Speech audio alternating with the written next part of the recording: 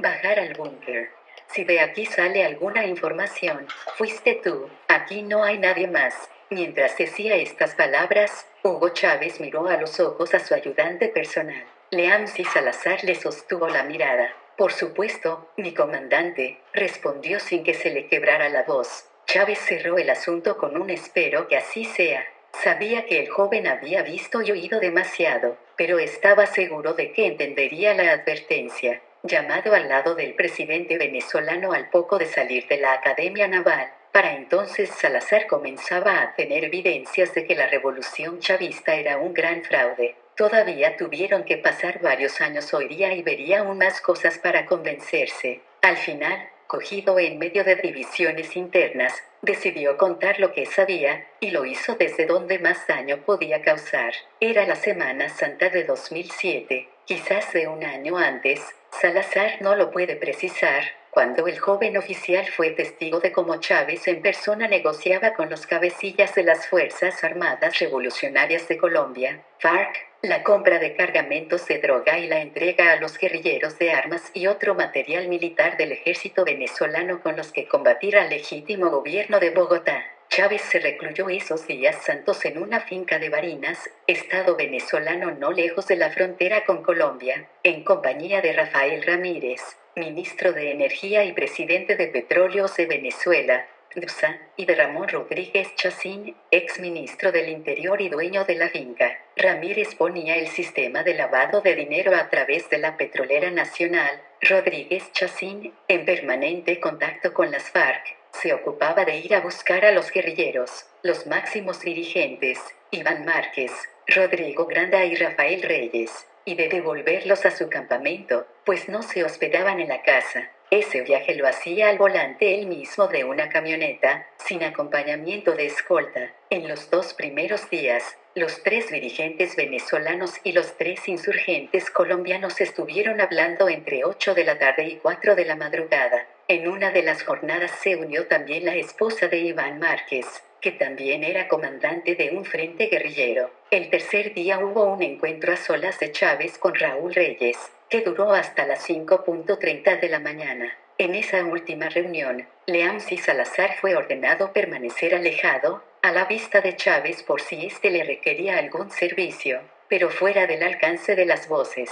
Los 2 días previos, sin embargo, el ayudante estuvo moviéndose entre los congregados, sirviendo agua y café y estando pendiente de los teléfonos personales que se habían dejado a un lado. Fue el único ajeno al círculo confabulado al que se le permitió entrar y salir. Así pudo escuchar muchas de las órdenes de Chávez. Rafael, cómprales a las FARC toda la mercancía que producen, toda la agricultura y el ganado. Págales un primer plazo de $500 millones. Le vamos a quebrar el espinazo a Uribe, pa' joderlo, la referencia al entonces presidente de Colombia, Álvaro Uribe, su enemistado vecino. Chávez la hizo con especial gozo, según recuerda Salazar. Por lo demás, estaba claro que, ante la presencia del ayudante, el comandante evitaba ser explícito y todos hablaban con sobreentendidos. ¿Qué productos agrícolas cultivaban las FARC o cuántas cabezas de ganado apacentaban para cobrarse tan abultada cifra? Lo que entregaron fueron unas pocas vacas, que llevaban una larga marca en la barriga. Salazar conocía bien qué era aquello, pues enrolado en las fuerzas especiales había servido en la frontera y varias veces se había topado con reses a las que se les había abierto para introducir cargas de cocaína en las varias cavidades del estómago que tiene el rumiante. Cocidos de nuevo, los animales podían ser transportados sin levantar sospechas. Rafael, ponte de acuerdo con el pollo. Aprovechando que ahora estamos comprando armamento ruso y desencuadrando armamento nuestro, una parte la podemos enviar a las FARC, como las gestiones con el pollo el general Hugo Carvajal. Entonces, y durante largo tiempo, jefe de la Dirección de Inteligencia Militar, DIM, se retrasaban. Durante aquellos días el mismo Chávez le llamó con frecuencia por una red encriptada para transmitir sus órdenes.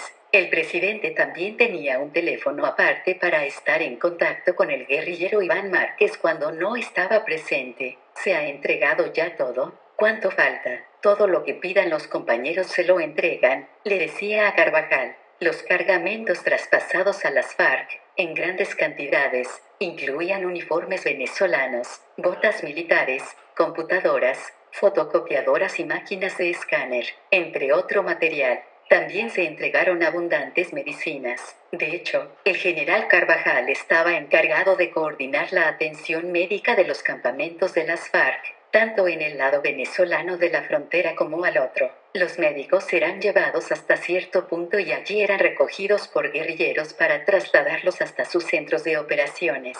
Parte de esa actividad de Carvajal, así como la estrecha vinculación de las FARC con la dirección chavista, quedó de manifiesto cuando el 1 de marzo de 2008 un ataque del ejército colombiano arrasó el campamento del cabecilla guerrillero Raúl Reyes y hubo acceso a su computadora. Comprometedores correos electrónicos y fotografías documentaron esa vinculación. Estoy cagada, comentaría entonces María Gabriela, hija favorita de Chávez, quien durante esos encuentros en Barinas había saludado a los invitados y se había fotografiado con ellos. Te aseguro que esas fotos las vieron los colombianos. No sé por qué no las han sacado, le dijo a Salazar. Leamsi, Ismael al revés, había nacido en Caracas en 1974. En 1998 se graduó en la Academia Naval y pasó un año de especialización en un batallón de infantería de marina en la base naval de Punto Fijo. Estando en ese destino, un día fue enviado de urgencia a la Comandancia General. El nuevo presidente del país, Hugo Chávez, quería escoger entre los números 1 de las últimas promociones de cada arma para formar su guardia de honor, jóvenes militares que serían a la vez sus ayudantes personales y garantes de su seguridad. Salazar, de 25 años, fue seleccionado. Estuvo pegado al mandatario un par de años, hasta los sucesos de 2002 que desalojaron unos días a Chávez de la presidencia. En el momento de la restitución, Salazar fue captado por las cámaras ondeando la bandera patria sobre el tejado del Palacio de Miraflores, gesto que el presidente encomió después públicamente. Después se marchó, volcado en las operaciones especiales. En 2006 participó en una demostración militar presenciada por el presidente. Su destreza y coraje se lanzó desde un helicóptero sobre el lago de Maracaibo para poner un explosivo llamó la atención de Chávez. Cuando éste le dio la mano para felicitarle, le reconoció y pidió al ministro de Defensa que lo volviera a destinar al Palacio de Miraflores, como responsable del dispositivo de seguridad en los desplazamientos, además de labores de ayudante. Tras la muerte de Chávez, Salazar fue escogido por Diosdado Cabello, presidente de la Asamblea Nacional y número 2 del chavismo, para llevar esas mismas labores. Además de inculpar a Chávez de la organización de un narcoestado, su testimonio en Estados Unidos apuntó directamente a Cabello como gran operador del narcotráfico y de los negocios ilícitos del régimen. Al servicio de su nuevo jefe fue testigo de operaciones que acabaron por convencerle del carácter criminal de la cúpula chavista. Un viernes de 2013, a eso de las 10 de la noche, Cabello ordenó a Salazar organizar un rápido viaje a la península de Paraguaná, un saliente que se adentra en el Caribe y es el territorio más septentrional de Venezuela. Con ellos dos voló también el mayor Lansford José Castillo, el ayudante más directo de Cabello. Cuando el Falcón aterrizó en Punto Fijo, los tres se metieron en un automóvil que les esperaba, a cuyo volante se colocó el dirigente chavista. 2 autos de seguridad fueron detrás. Durante el trayecto Cabello conversó varias veces por teléfono con el general Hugo Carvajal, director de la inteligencia militar,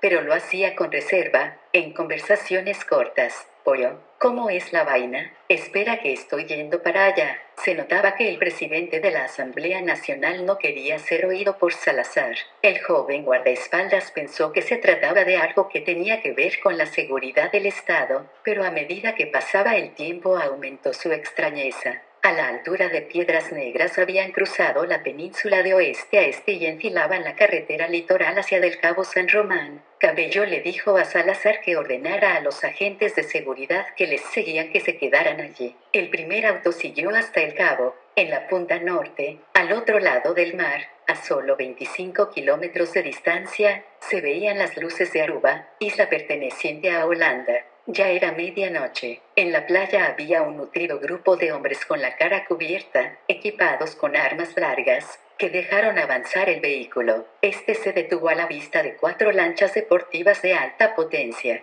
Junto a ellas estaba el pollo. Cabello descendió y dio la autorización final. ¿Están listas las hallacas? Pues que las lanchas partan de una vez, una detrás de otra. Era evidente que aquello no eran hallacas, nombre de un plato típico venezolano, masa de harina de maíz rellena de guiso y envuelta de forma rectangular en hojas de plátano. Pero de esa manera llamaban en la operación a los paquetes o panelas de droga, para despistar. Las lanchas, con sus cargamentos de coca varias toneladas, salieron de inmediato, comandadas por operadores que llevaban instrumental de visión nocturna. Quienes estaban en la playa no eran militares, al menos su indumentaria no mostraba emblemas, más bien parecía el despliegue de una de las mafias de la droga, con la que no había duda se estaban coordinando las más altas esferas del Estado. En el viaje de regreso al aeropuerto, Cabello intentó confundir a Salazar, a la vista de que éste estaba sacando sus conclusiones.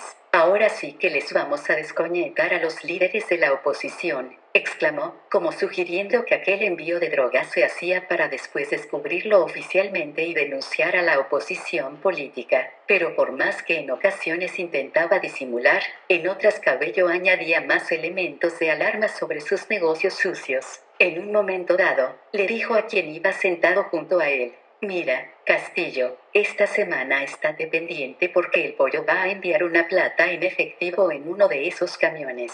Que pase por donde Tarek, que se quede con su parte, y que siga para la oficina. Tienes que estar tú allí para recibirlo». 5 días después llegó un camión del CENIAT, Servicio Nacional Integrado de Administración Aduanera y Tributaria, a la vivienda de Fuerte Tiuna, el mayor complejo militar de Caracas, que Cabello tenía habilitada como despacho, al margen del que disponía en la Asamblea Nacional. Era de suponer que, de acuerdo con las instrucciones recibidas, el convoy había pasado antes por las dependencias de Tarek El Aizami, gobernador de Aragua y previamente ministro de Relaciones Interiores y Justicia. El presidente del CENIAD era entonces José David Cabello, hermano del número 2 chavista. Tanto el uno como el otro, como se verá más adelante, igualmente implicados hasta el cuello en la corrupción chavista. Leamsi Salazar se estaba cambiando de ropa para marcharse al término de su jornada de trabajo, cuando comenzó la descarga del camión. Vio las puertas traseras abiertas y el espacio interior repleto de maletas, todas iguales y cerradas con candados. Se armó de valor para investigar un poco, y comprobó que una maleta ya se había trasladado a una de las habitaciones de la casa y estaba abierta. Allí había amontonados fajos de billetes de $100. Aunque estaban envueltos con film plástico, despedían olor a billete nuevo. El dinero iba destinado a una gran caja fuerte de 3 metros por 4, con un fondo de 1,5 metros, que había en esa habitación. Daba la impresión de que era cash para uso diario. De hecho, Cabello hacía pagar todo en efectivo, y cuando no, según el relato de Salazar, eran servicios que corrían a cuenta del CENIAT, como el pago de hoteles y toda la logística de viajes y seguridad. Pero por grande que fuera la caja fuerte del despacho de Cabello, allí no cabía el contenido de todas las maletas recibidas. Además, Salazar recordaba ahora haber visto en al menos otras 2 ocasiones la llegada de un camión de la Agencia Aduanera y Tributaria, sin que entonces hubiera imaginado su verdadera carga. ¿Dónde iba el resto del dinero? No tardó en saber la respuesta. A Diosdado Cabello le gusta salir de casa. En una de esas excursiones, Leamsi Salazar fue testigo de algo asombroso. Ocurrió en una finca que se extiende entre los estados Barinas y Apure. Era de noche y la partida de 3 personas comenzó a andar por el campo abriéndose paso con sus linternas. Al cabo de un rato, Cabello ordenó que Salazar se quedara en un punto, mientras él y su directo asistente, Lansford Castillo, seguían adelante. A unos 100 metros, la avanzadilla se paró y de pronto sus luces se apagaron. Luego, pasado un tiempo, las linternas volvieron a alumbrar y Cabello comunicó desde la distancia, a voces, que él y Castillo se marchaban entonces a cazar venado. Cuando ambos desaparecieron, Salazar fue hasta el lugar en el que se habían detenido los otros 2. Iluminando el suelo con su lámpara vio una amplia trampilla, la levantó y descubrió una escalera que bajaba a un espacio subterráneo.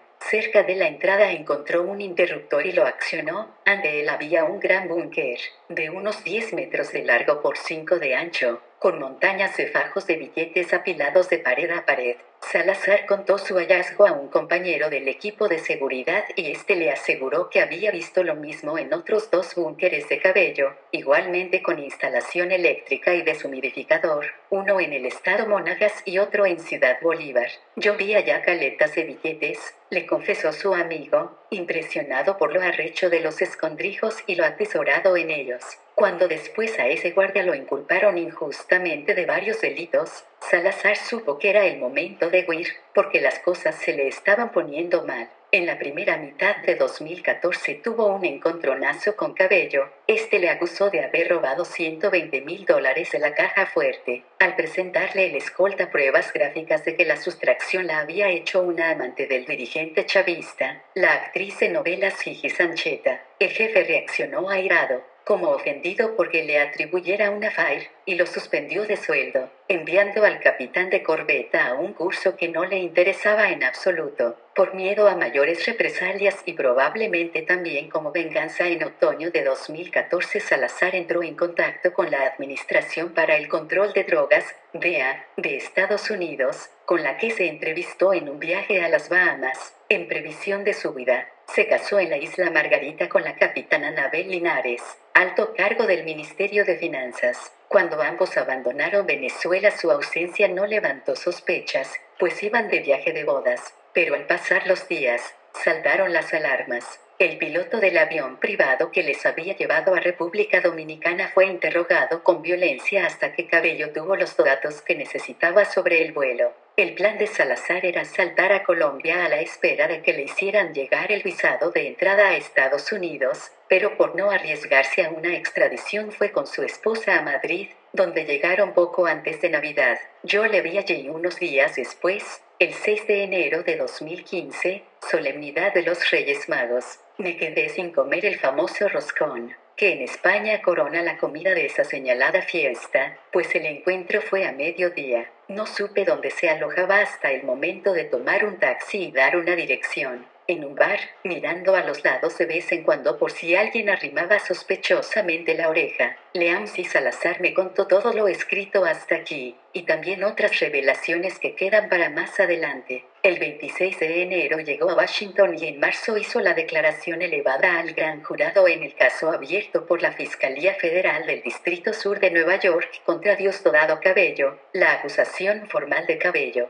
como sostenedor de un edificio de narcotráfico y corrupción construido por Hugo Chávez y avalado por Nicolás Maduro, presumiblemente ya era un hecho, aunque permaneciera secreta por un tiempo. Estas páginas primeras son como esas escaleras que descendían al misterioso búnker perdido en medio de una finca de los llanos venezolanos. El lector ha abierto la trampilla y comenzado a bajar los escalones. Acabamos de dar la luz y lo que tenemos ante la vista es imperdonable.